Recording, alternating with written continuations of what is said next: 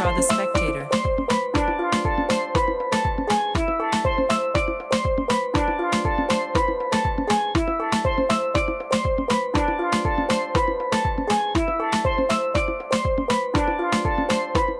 Good morning. With me today is one of our diamonds.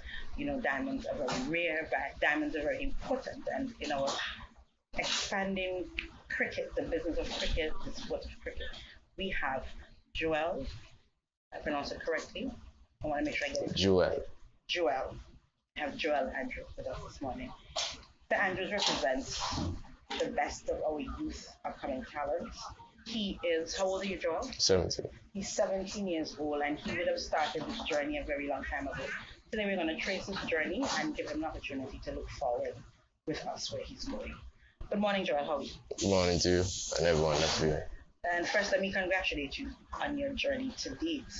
The spectators, we are looking on avidly, very excited and very proud. So I want to put that on the record today. And of course, we know that you're now a Falcon. So probably we can start at the end by asking you, how do you feel about joining this club in the CPR tournament? I'm excited for my first year. It's always a dream to play for your home territory. So that's something I'm really looking forward for. What are you looking forward to most?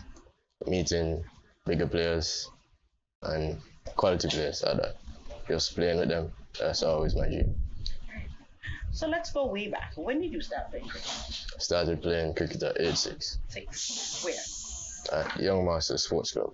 Do you remember anything about that period of your time? So I remember everything. Remember everything? What are some of the favorite things that you remember from that time? The food. The food? Yeah.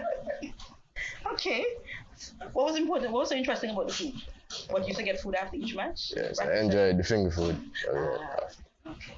What was the most important lesson you think you got out of cricket from that tender age?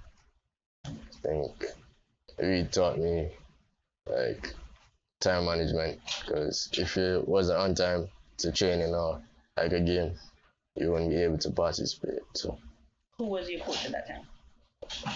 Sir Keith Frederick. Frederick, all right. And after that, where did you go? I started playing at the grassroots level. That's where I really that I could really take it serious. How old were you when you were at the grassroots? I was 8. You were 8. All right, and what, just as in the first level, what was the most important thing you remember? It can't be food again. What was the most important thing you remember from grassroots period? I was the best player out of the group of players. That's all I could remember. And so, of course, you know, hard work brings its own reward. So what was the end result of you being the best player at grassroots? It got me to play with the older guys, like the 16-year-olds. I ended up playing with them after a while. And you were what age when you started playing with the 16-year-olds? 11. You were 11. How did they accept you? It was tough for me at first, because it was like, who's this little boy coming to play just out of nowhere? So it was a challenge at first, but I got over it after a period of time. And did the players accept you? Yes, they did. And let me guess, in short order, you also became the best player among that group as well? Yes, quickly. Alright. And where did you move on to? I got selected for the Leeuwarden's under 15 team. Right. And how was that experience? It was good. We didn't win many games, but you know, it was an experience that I would love to have again. Why? What were the lessons coming out of that period for you? That tournament was like an avenue for me to start my career. I really learned a lot also from the other players that we played against. Like, they were more bigger physically, so that really, drive me to really work harder. Was there any player in that period that stood out to you in terms of someone who you aspired to, their kind of work ethic, their talents? Anybody stood out for you in that player? His name is Nathan Seeley. Plays for the Barbuda team. You have gone from age 6, you said you started playing, to where you are today. Who are some of the important influences in your career to date? I know this was a career, right? Remember, by the way, that you have to sign off for me. A couple of those autographs, I can keep them. But who are the one or two of the most important people in your career path to date? I would say my mom and my coaches. How has your mom been integral? I know moms are moms. They would make sure that you get to practice and so on. But give us in your words, how has mom been critical to your success so far? She never missed a game. That's the biggest thing I can say. She always wake me up on Saturday times when sometimes I don't feel like to play. Mm-hmm. So she normally wakes me up and make sure I get something to eat.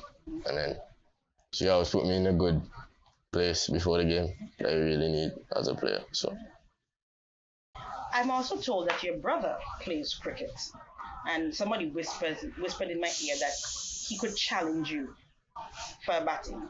Is that so? no. I might just catch up with your brother to be honest.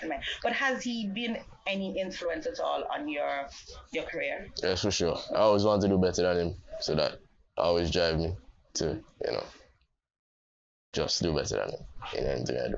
And how's that going? It's going good so far. In terms of, so he's also an elite player? Yes. Oh, so that must be interesting with both of you going along the path.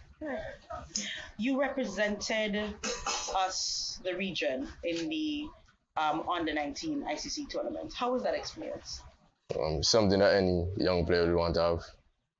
That experience really, I learned a lot from it. Mm-hmm.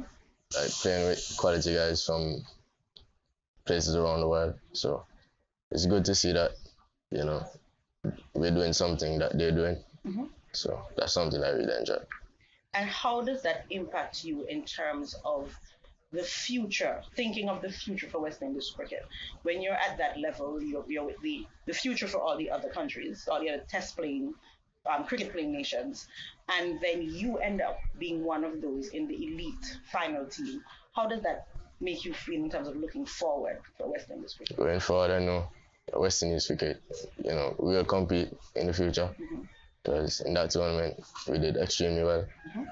We didn't have as much training as the other territories would have. So I know the future for West Indies cricket is very bright. Excellent. You spoke of training just now. Give us an insight. How do you train? Do you have any, let's go with the easy part. Do you have any off days?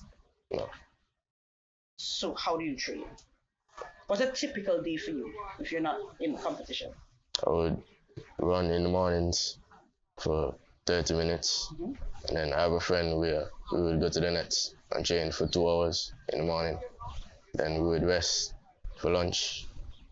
And then later on in the afternoon, we would train for like 4 hours.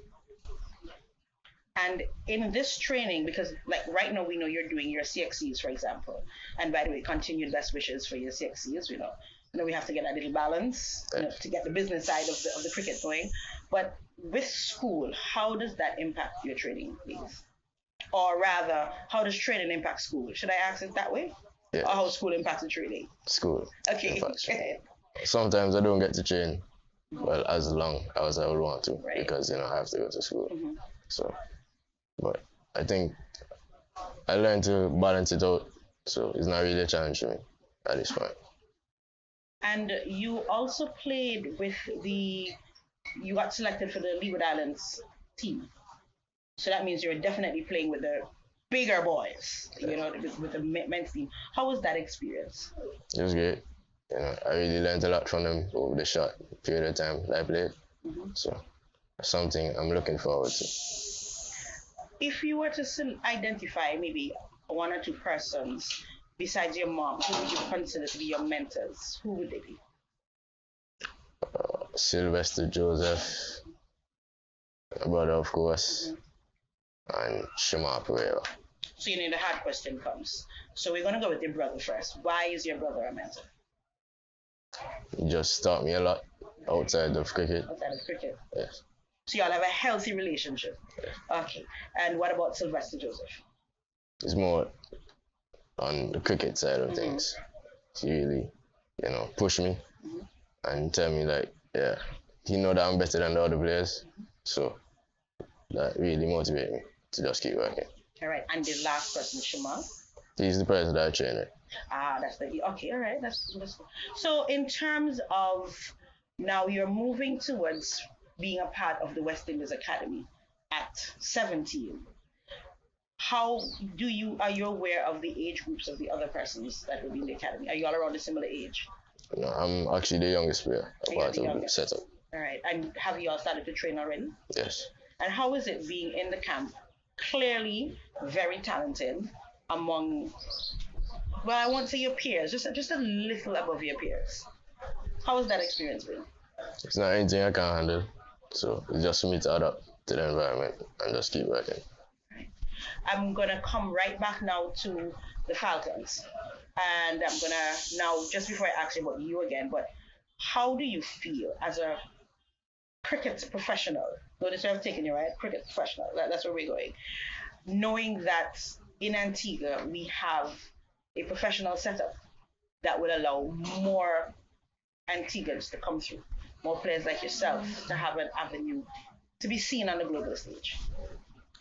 I think us gaining a team that really provides many opportunities for younger players coming up, and it's just for us to, push past barriers and just work towards getting to this team. What's your ultimate goal? For sure to be the best in the world, but to also be the best version of myself. So you want to be the best version of yourself, and you want to be best cricketer in the world. So when we see the stats come out, we know that you are right up there ranking. Yes. If perchance, small chance, you're not on the cricket field, what would you be doing? Sleeping. All right, fair enough. And if you had to choose something else besides cricket, I'm just checking to see if you are totally focused on cricket or there's a small room for something else. Is there room for anything else, or we're all cricket focused? When I was younger, I wanted to be a YouTuber. For some reason, I don't know why. Okay. But it's not something I would do now, for sure. So when you're not playing cricket, and you're not sleeping, and you're not YouTubing, I'm listing the three, what are you doing? Nothing else. What would you say to your peers, persons your age, even persons younger than you, in terms of what does it take to pursue their dream? I would say not giving up. I had a lot to give up for, so you just, to stick at it and just keep believing in yourself. And once you believe in yourself, then anything is possible. We're taking out your mom again, and we're besides your mom, and you mentioned coaches in general. I know you mentioned Sylvester Joseph, but are there any other persons to whom you'd want to say, show appreciation for where you are today? Keith Fredericks, that was my first coach. Mr. Barnes as well. He was the coach at Young Master Sports Club when I started. And also my sisters, posting every video. Or just important. Yes. And just my friends and the person that in my circle. I really appreciate it. How does it feel knowing that you are going to be the best of us? You're carrying Antigua and Barbuda on your shoulders. I mean, we're right there with you. But how does that feel? It doesn't really feel like a lot to me. I just look at it as another challenge or another thing that I can be proud of, I should say. Right. Well, on behalf of everybody who will read this piece, who will see this piece, on behalf of everybody from Antigua and Barbuda, the West Indies, and the world who believes in youth and in cricket, we want to wish you the very, very best. And we look forward to seeing you on the field and cheering. Thank you.